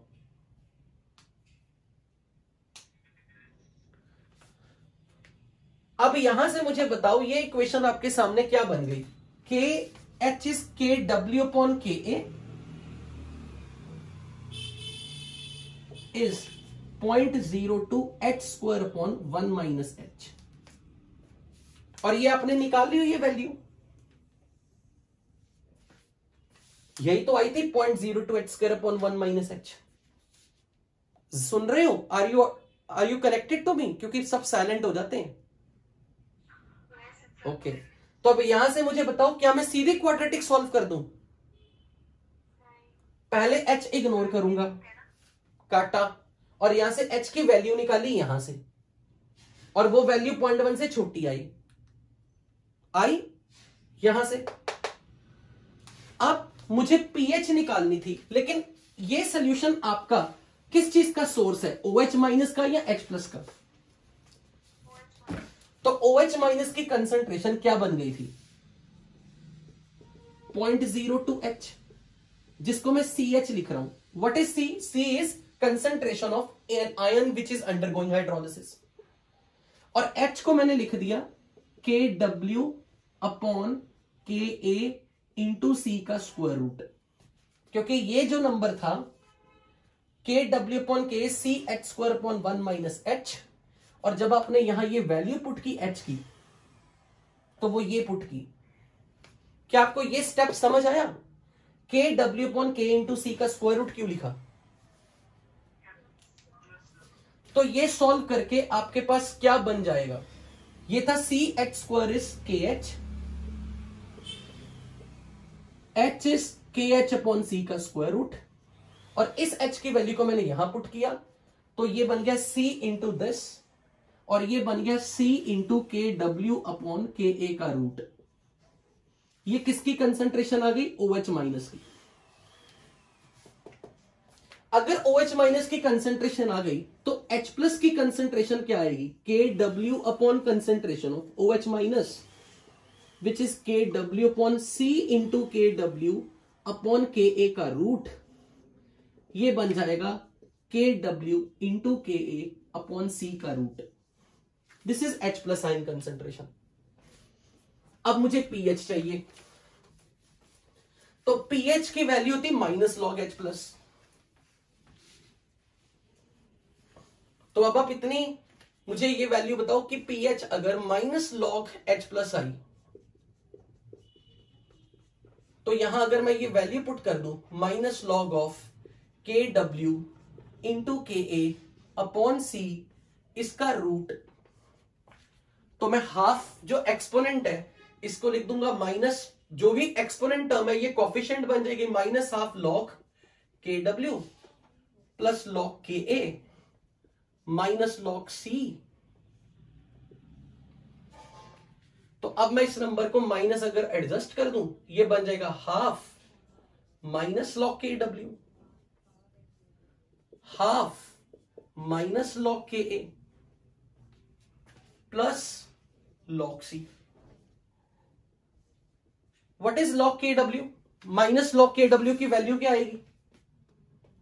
25 डिग्री पे 14/2 is 7, 7 plus half, what is minus log KA? PKA plus log C।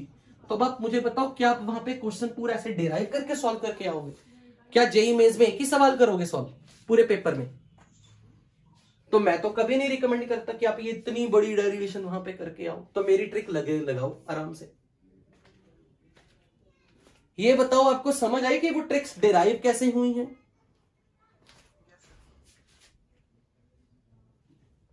मुझे नहीं लगता कि कोई जस्ट डिटेल में पूरा सॉल्व करना चाहेगा क्वेश्चन, रादर देन जब आपके पास ट्रिक्स अवेलेबल हों।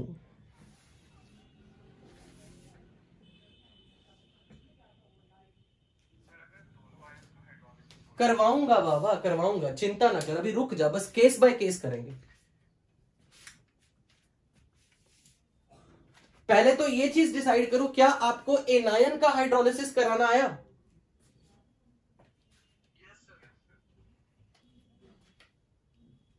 तो अगर मान लो मैंने किसी केटायन का हाइड्रोलिसिस कराना हो,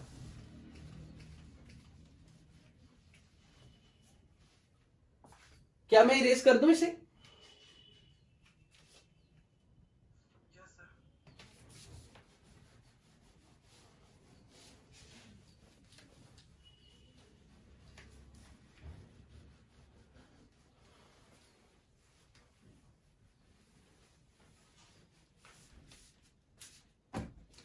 मान लो मैंने ऐसे दे दिया 0.03 मोलर अमोनियम क्लोराइड, और मैंने क्वेश्चन में दे दिया केबी of ammonia is 2 × 10⁻⁵।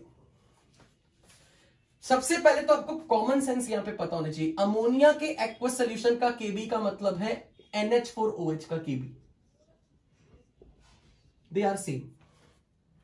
Aqueous ammonia is aqueous ammonium hydroxide. सबसे पहले मुझे ट्रिक के बेसिस पे बताओ आप क्वेश्चन कैसे चलाओगे। जो मैंने आपको कुछ स्टेप्स लिखवाए थे, सबसे पहले आपको क्वेश्चन पढ़ के क्या हिट करना है, पहली थॉट क्या आनी चाहिए? सॉल्ट, एसिड और बेस में से डिसीजन लेना है। कौन है ये, सॉल्ट, एसिड या बेस? सॉल्ट। फिर अगला थॉट क्या आनी चाहिए? जो स्टेप्स लिखे थे 5,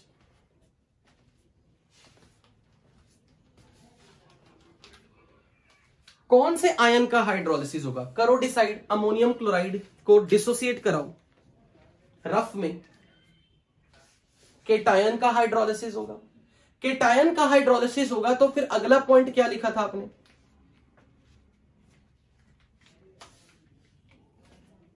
तो मैं KH से अगर मैं स्टार्ट करूंगा तो KW/KA × KB में कौन सी चीज रखूंगा और कौन सी चीज हटा दूंगा? KB रखेंगे, KA हटा देंगे, which is CH²/1 - H। KW पता है, KB अमोनिया का गिवन है 2 × 10⁻⁵, विच इज 5 × 10⁻⁻10। H इग्नोर करना है, H की वैल्यू आएगी 5 × 10⁻⁻10 बाय C। C किसकी वैल्यू है? हमें यहां पर C किसकी कंसेंट्रेशन रखनी है? तो पहले इसे तोड़ो, डिसोसिएट करो इसे, क्या बनेगा ये? NH4+ and Cl-। तो इसकी मोलैरिटी 0.03 मोलर और इसकी 0.03 मोलर। तो हमें यहां कौन सी कंसेंट्रेशन की, किस आयन की कंसेंट्रेशन रखनी है? NH4+। तो ये बन जाएगा C वैल्यू इज 0.03 का रूट। तो ऑब्वियसली ये नंबर 10⁻⁴ आ रहा है, लेस देन 0.1 ही होगा।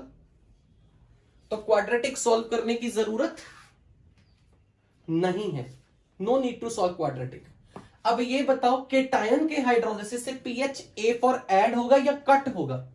केटायन का हाइड्रोलिसिस कट होगा, तो 7 से घटेगा, तो pH क्या बनेगी? 7 -½ pKb + log C। यहां पर C किसकी कंसेंट्रेशन रखनी है? Cation. pKb value -log 2 × 10⁻⁵ plus log concentration of the ion undergoing hydrolysis which is concentration of ammonium है। तो ये बन जाएगा 7 -½ 5 -log 2 प्लस 2 -log 3। अब कैलकुलेशन आप खुद कर लेना। क्या आपको ट्रिक से क्वेश्चन करना आया कि नहीं? अब हम इसको पूरा डिटेल में करेंगे। तो डिटेल में करने के लिए सबसे पहला स्टेप है सॉल्ट को पूरा तोड़ो। Salt is always a strong electrolyte जब तक वो salt fully soluble in water है। तो ये 0.03 मोलर है, ये पूरा डिसोसिएट करेगा, ये बनाएगा 0.03 मोलर, 0.03 मोलर क्लोराइड। अब अमोनियम के हाइड्रोलिसिस की इक्वेशन बताओ क्या आएगी? Ammonium in water will produce what?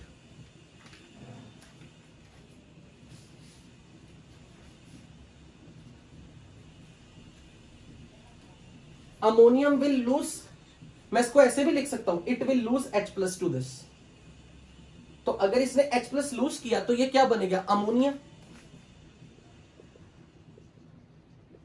और इसने H+ लूज किया, इसने H+ गेन किया, तो ये बन गया H3O+।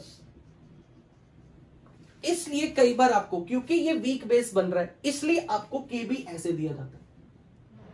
अगर आप इसकी दूसरी डेफिनेशन लगा दोगे, अमोनियम वाटर से OH माइनस उठाएगा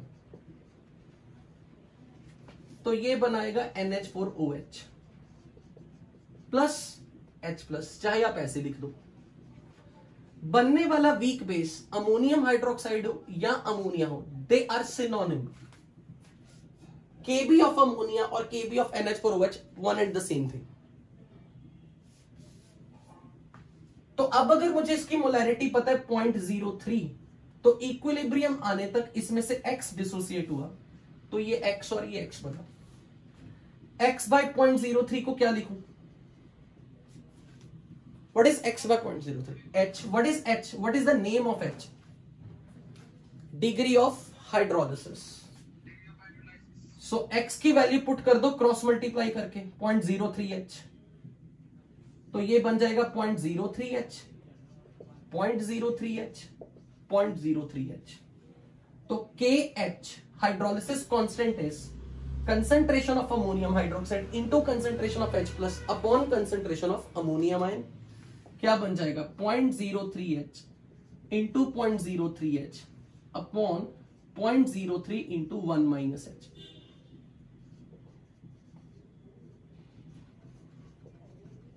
अब KH को मैं क्या लिखूं? KW upon KA into KB। कौन सी टर्म हटेगी और कौन सी टर्म रहेगी?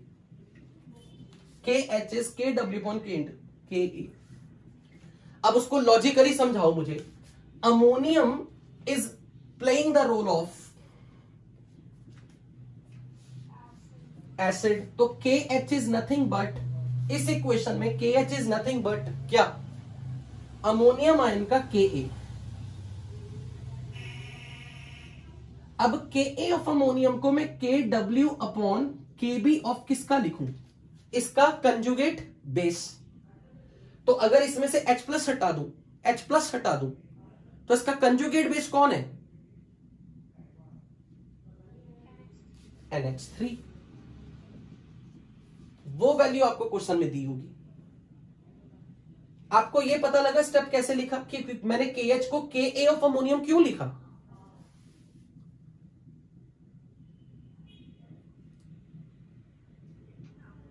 कुछ तो बताओ रीजन। क्योंकि it is playing the role of what in this, ये वाटर में क्या रोल प्ले कर रहा है? तो अमोनियम का Ka is KW upon KB of ammonia क्यों लिखा? Why this K is equal to KW by KB of ammonia? Conjugate acid base pair relationship. तो यहां से 10⁻⁻14 अपॉन 2 इंटू 10⁻⁻5, पहले H इग्नोर करना है, यहां से इसकी वैल्यू सॉल्व करनी है।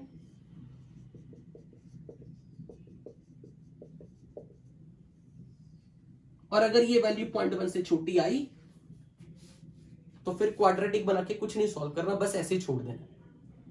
ये डिग्री ऑफ हाइड्रोलिसिस मिल गया। अगर ये वैल्यू 0.1 से बड़ी आई तो क्या करना है? पूरी क्वाड्रेटिक सॉल्व करके H निकालना। अब हमें क्या चाहिए? H प्लस की कंसेंट्रेशन। H प्लस की कंसेंट्रेशन इज 0.03 इंटू H। 0.03 को मैं लिख रहा हूं concentration of the ion undergoing hydrolysis, क्योंकि अमोनियम की कंसेंट्रेशन ये थी ना 0.03। जिस आयन का हाइड्रोलिसिस हो रहा है ये उसकी कंसेंट्रेशन है 0.03। और H को मैं लिख रहा हूं KW upon KB into C का स्क्वायर रूट। ये देखो KW 10⁻⁻14 upon KB of ammonia, KW upon KB into 3 into 10⁻⁻2 which is concentration of the ion undergoing hydrolysis. क्या ये स्टेप पता लगा मैंने कैसे लिखा?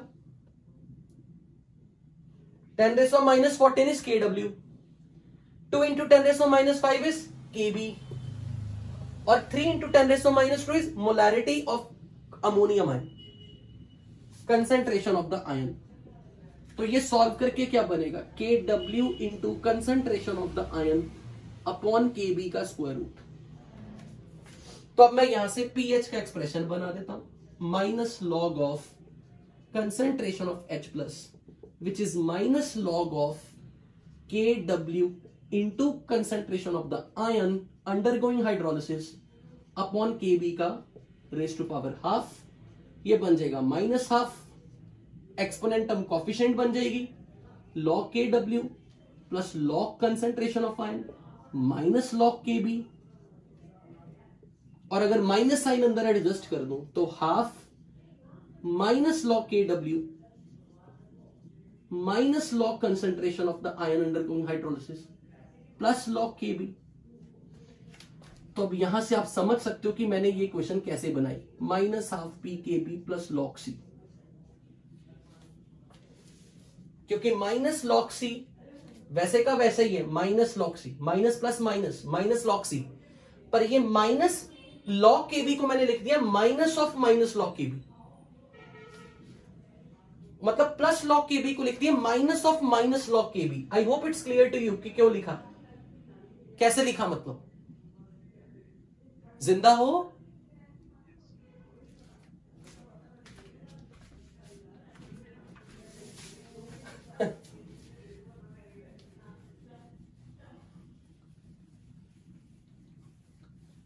बच्चों समझ आ रहा है ना?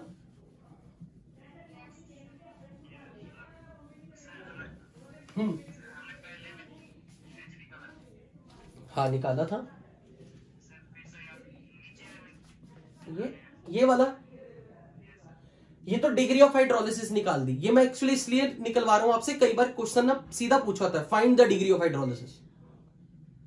हालांकि पीएच के एक्सप्रेशन में हमें इसकी जरूरत नहीं पड़ेगी, फाइनली तो सब कुछ KWC और KB के टर्म में आ जाएगा। नहीं सेम यहीं से तो आ रहा है ना, हम इसी की तो वैल्यू पुट कर रहे हैं ना, H की, उसी को तो पुट कर रहे हैं यहां पे, इसी वैल्यू को तो यहां पुट किया, उसी से तो ये एक्सप्रेशन आया। यानी कि यहां से जो H की वैल्यू आ गई ना, उसी H को मैं यहां पुट करके H प्लस की कंसेंट्रेशन निकालूंगा, उस पे माइनस लॉग लगा दूंगा। क्या ये बात आपको समझ लगी?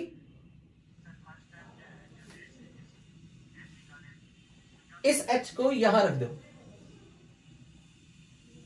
तो H प्लस की कंसेंट्रेशन मिल गई, उस पे माइनस लॉग लगा दिया। पर ये ध्यान रखना एक चीज, बहुत काम की चीज बताने लगा हूं, यहां से जो H प्लस की कंसेंट्रेशन जो आ रही है यहां से, अगर ये वैल्यू 10⁻⁻⁶ से छोटी हुई तो याद है कुछ कहता था मैं,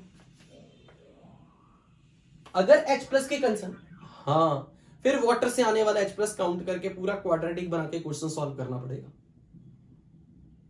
समझ आया? Don't forget about that fact कि H प्लस की कंसेंट्रेशन ये पूरा सॉल्व करने से अगर 10⁻⁻⁶ से छोटा आया तो वाटर से आने वाला H प्लस भी काउंट करना, don't ignore that in that case, जो कि आज तक कभी ऐसा सवाल नहीं बना, ना पूछा गया। अगर मैं कोटा कल्चर से ना रिलेटेड होता मैं आपको बताता भी ना।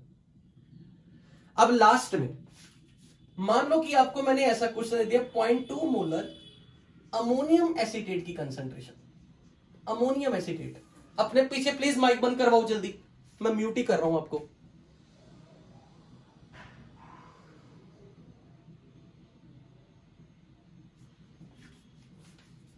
अब अगर ये क्वेश्चन आ गया जिसमें एनायन का हाइड्रोलिसिस भी हो रहा है, केटायन का हाइड्रोलिसिस भी हो रहा है, तो मुझे जो चीज आपको सिखानी है, एसीटेट आयन का भी हाइड्रोलिसिस हो रहा है, तो जब दोनों का हाइड्रोलिसिस हो रहा है दोनों डिसोसिएट करेंगे, मतलब सॉल्ट में दोनों आयंस प्रेजेंट है, तो ऐसे केस में जब ये भी डिसोसिएट होके बना, इसकी मोलैरिटी भी 0.2 मोलर, इसकी भी मोलैरिटी 0.2 मोलर।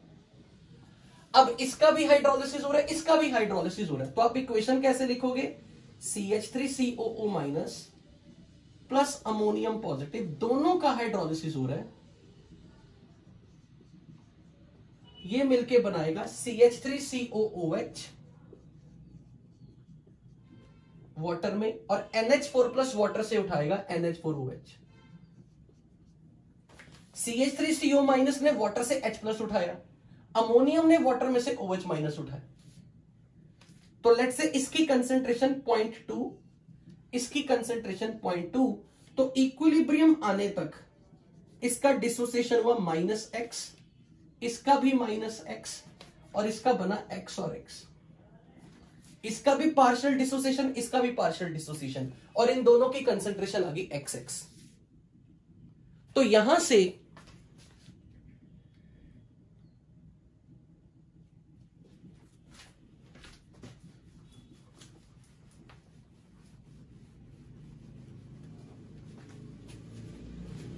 अब मैं x अपॉन 0.2 को लिख रहा हूं डिग्री ऑफ हाइड्रोलिसिस, तो x इज 0.2h।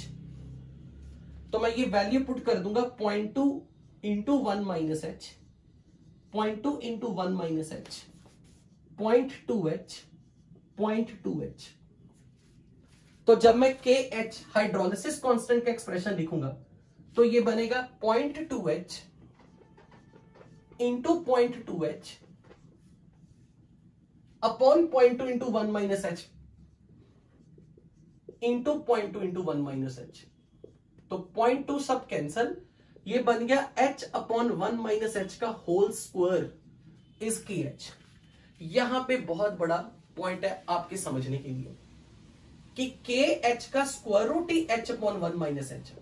यहां कभी भी h को 1 के सामने इग्नोर नहीं करना, क्योंकि अब ये क्वाड्रेटिक नहीं बनेगी बच्चे। अब आप इसे पूरा सॉल्व करके h निकालोगे। Root KH is h upon 1 minus h। What is KH? KH is KW upon KA into KB, क्योंकि बनने वाले दोनों हैं, वीक एसिड वीक बेस दोनों बन रहे हैं, इसलिए नीचे कोई भी टर्म इग्नोर नहीं होगी। तो यहां से आप इसे पूरा सॉल्व करके KH is KW upon KA into KB पूरा का root h upon 1 minus h आए। मैक्सिमम टाइम आप देखोगे, मैक्सिमम टाइम ये वैल्यूज इतनी छोटी होंगी, ये वैल्यूज ऐसे एडजस्ट होंगी कि अगर आप यहां से h इग्नोर भी कर देते हो ना तो आपके h की वैल्यू यही रहेगी। यानी कि इसे आप linear equation in one variable से सॉल्व करो या h इग्नोर करके करो, आपकी h वैल्यू यही आने वाली है हमेशा। इसलिए आपको ऐसे केस में क्वेश्चन में जरूरी नहीं होगा कि आपको पूरा सॉल्व करना है, यानी कि आप इस एक्सप्रेशन से पूरा का पूरा बिना क्वाड्रेटिक बनाए h निकाल सकते हो। इससे आगे मैं आपको नेक्स्ट क्लास में कंटिन्यू कराऊंगा कि हम इससे pH के एक्सप्रेशन में कैसे पहुंचेंगे। जो एक्सप्रेशन है ना pH is equal to 7 plus half pKa minus pKb, ये एक्सप्रेशन मैं नेक्स्ट क्लास में डिराइव कराऊंगा। पर यहां पर आपने जल्दबाजी में, क्लास के टाइम हो चुका मुझे पता लग गया है, जल्दबाजी में वाइंड अप नहीं करना। ये नोट करो अच्छे से कि root KH is equal to h upon 1 minus h है। सीधा का सीधा अगर आपने h इग्नोर कर दिया तो आपकी ये वैल्यू h बन जाएगी रूट KH। 90% केसेस में ऐसा होगा कि इस h को इग्नोर करके आपका h रूट KH ही आएगा। पर मैं अपनी तरफ से सजेशन देता हूं आप बिना h को इग्नोर करके भी सॉल्व करो, पूरा सॉल्व करके, क्योंकि ये क्वाड्रेटिक तो है नहीं। हालांकि मैं यहां पर अपनी वो ओपिनियन फिर से दे रहा हूं, आप कंफ्यूज मत होइएगा, मैं यहां लिख देता हूं। First ignore h with respect to 1 and solve it, तो ये आएगा h इज रूट KH इसे इग्नोर करके, और KH is KW upon KA into KB का रूट। अगर ये वैल्यू सच में 0.1 से छोटी आ गई फिर वाकई में इग्नोर कर दो, फिर इतनी ज्यादा प्रिसीजन में नहीं जाना, आप डायरेक्ट इग्नोर कर दो ये h और ये सॉल्व करके ये वैल्यू सॉल्व करो, और KW by K into KB को पूरा सॉल्व करके देखो। अगर ये 0.1 से छोटा आ गया तो डायरेक्टली लिख दो, कोई हर्ज नहीं है। लेकिन अगर h value after ignoring it from 1, अगर इस h को 1 से इग्नोर करने के बाद h की वैल्यू 0.1 से बड़ी आ गई, then solve this equation completely, then solve this complete. KH is equal to h upon 1 minus h, पूरा सॉल्व करो और यहां से फाइंड h।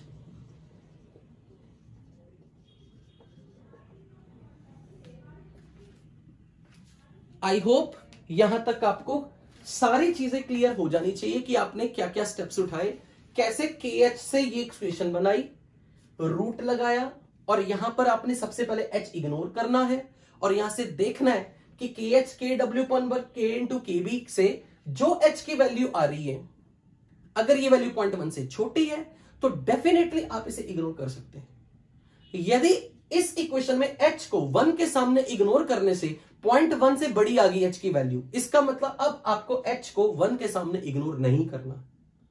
नेक्स्ट क्लास में मैं आपको दो प्रूफ दूंगा कि y के H is KW upon K into KB, यहां से कैसे बताएंगे हम प्रूफ करेंगे और फिर ये रिलेशन कैसे आया।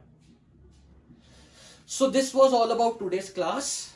किसी ने अगर कुछ पूछना है तो मैं अनम्यूट कर देता हूं, बाकी आप एग्जिट कर सकते हो।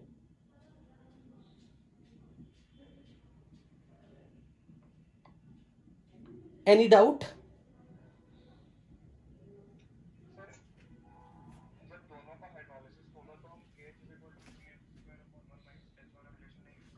हम यूज कर तो रहे, हाँ वो वाला रिलेशन ही यूज करेंगे, CH² upon 1 minus h use नहीं करेंगे तब, ठीक है? वो सिर्फ हम यहीं से करेंगे अब सॉल्व सब कुछ। Any other doubt to anyone before I exit the meeting? Before I close the meeting, if you have any query, can I close the meeting now? Okay. Thank you so much and do your homework properly before you come in the next class. उससे पहले homework जरूर करना try. Okay बच्चों।